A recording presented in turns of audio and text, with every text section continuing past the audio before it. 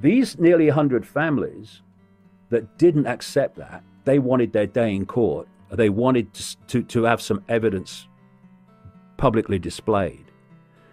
They, the civil litigation group, were overseen by Judge Alvin Hellerstein, ultra-Zionist, whose son in Israel represented a law firm that represented the parent company of a Israeli intelligence agents security company called ICTS that ran security at Boston Logan Airport and at Newark, New Jersey.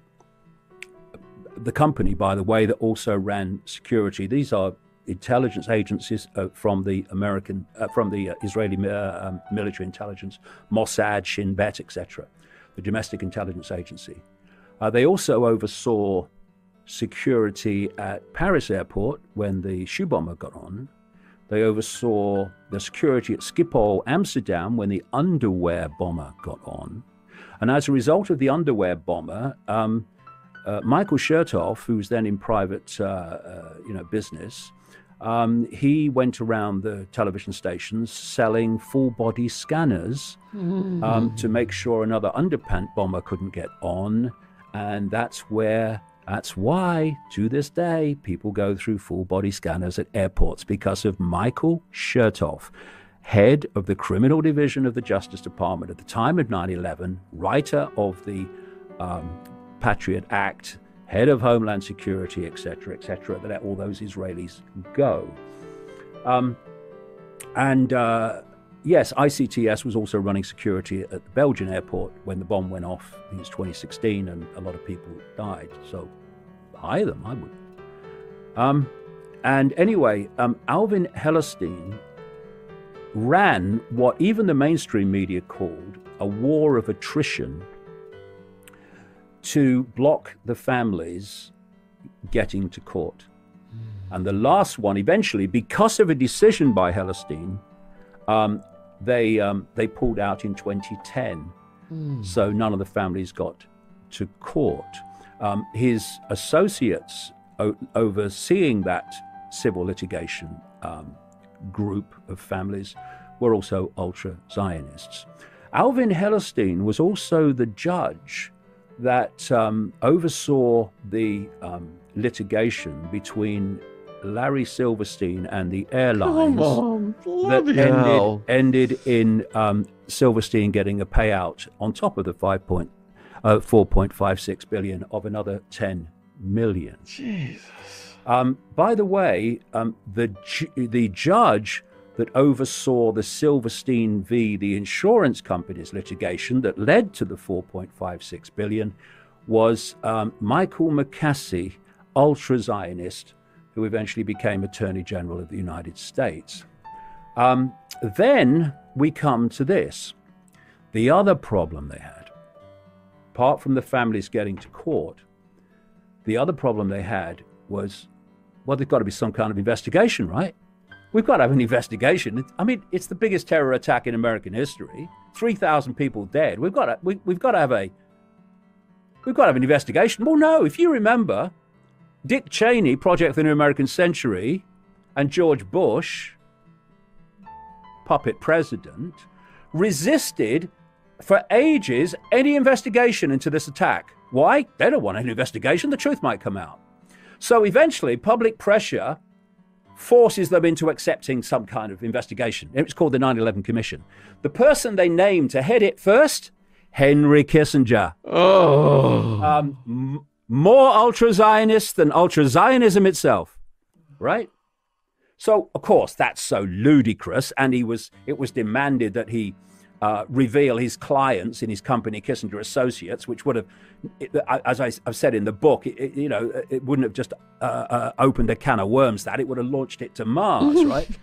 So now he had to stand down. So they bring another guy in, ultra-Zionist Philip Zelikow, who wrote an article in one of these influential magazines in 1998, warning America of a new Pearl Harbor and a terrorist attack on American targets. Anyway, Philip Zelikow, Bush insider, very close friend of Condoleezza Rice, the Secretary of State in the Bush administration, and they wrote a book together, actually.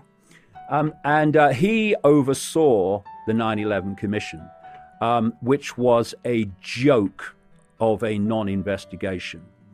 And I go into it in the book. Building 7 was a big Achilles heel. Building 7 was owned by Silverstein before the Twin Towers. And not a lot of people, you know. There was even a judge, I quote in the book, there was a 9/11 connected case, sometime later. And the subject in the case or the evidence of Building 7 came up. And this judge says, Building 7, what's that? Most people don't realize 3 buildings fell, not 2. And Building 7, 47 stories, also known as the Salomon Building, fell about 5:20 in the evening.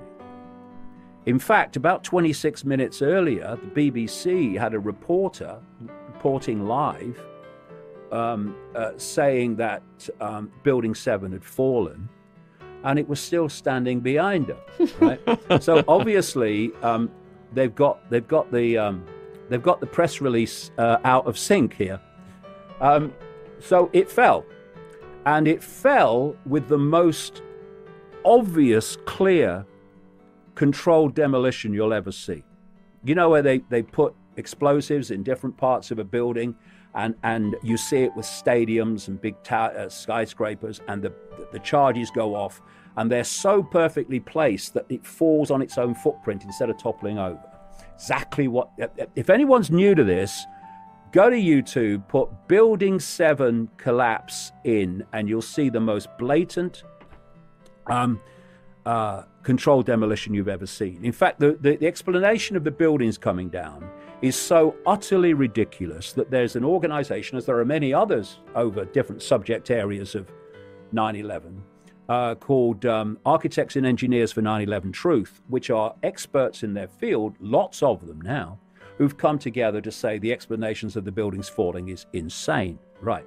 But not to the 9/11 Commission.